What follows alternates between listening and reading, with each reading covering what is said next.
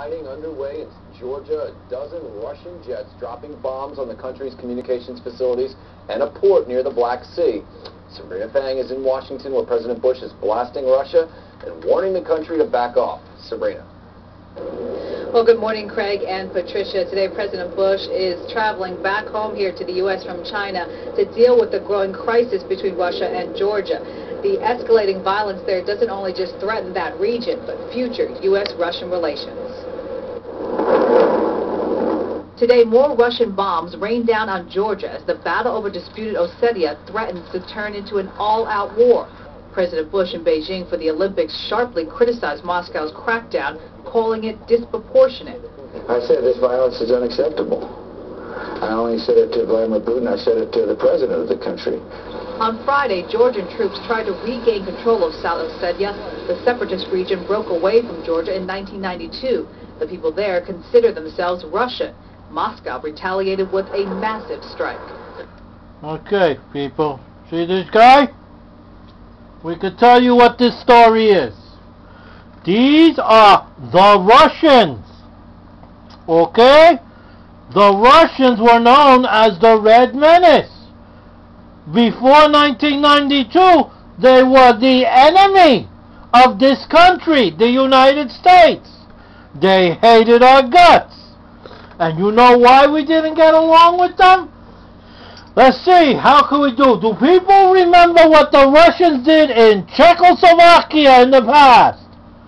Once their tanks start rolling, okay, and they reach their destination, for some reason, these people don't know how to bring the tanks back to their country.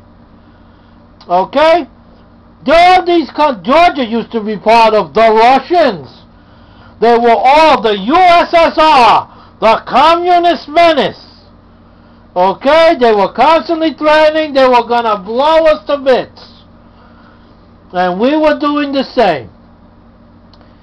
Once these people, the Russians, start their bullshit, we're moving here, we don't want this, we don't know this. You know what? You gotta put your foot dead in their fucking ass, as deep as you can, and hit them with a baseball bat while your foot is stuck in their ass. That's the only way you could deal with the Russians. The actions of the Georgian authorities in South Ossetia are a crime, of course, primarily a crime against their own people. With civilian casualties rising, Georgia's U.S.-backed president is calling for a truce. We need to stop hostility. We don't need further military action. Okay, you saw that, President? Let me try to bring that president right back. Okay, see this fool here? A word of advice to this fool. Listen, we'll back you up. Fine, you want to be a democracy. We got your back. But you know what? If you see a country bigger than yours, you don't push the fucking animal to see what it does. You leave it alone for a while. At least until you could kick ass. You understand? This guy here, guess what? Before 92, he was part of the USSR. He called us capitalist atheist pigs. Okay? He hated our guts. He was the Russians. He was the Red Menace. Now they're our allies.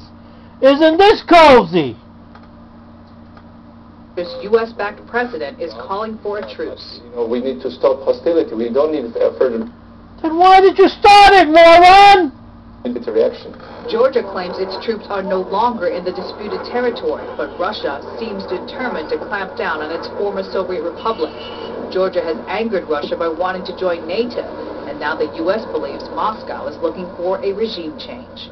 This is completely unacceptable. Okay. If I remember, in the past, the problems with the Russian was you couldn't trust them. They lied constantly. And these are two Russians. Even though I say, no, we're Georgia, we're Croat, we're all this. They're the same communist cocksuckers.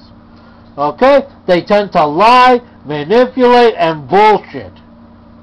And it's interesting that our American colleagues chose to bring up publicly this idea of President Saakashvili stepping down.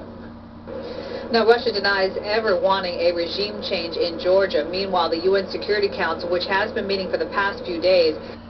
They don't want a regime change in fucking Georgia? Then why the fuck are they sending jets and tanks in there? It sounds like they want a regime change. They want it to become theirs again. Trust me, this is what's on their mind. Once our tanks reach the end of their borders, our tanks won't come back. Just like Czechoslovakia. Just like Poland. And all those other little countries around there. Is now working on a resolution hoping to end this crisis. Live in Washington, Sabrina Fang for the CW11 Morning News. Craig, back to you.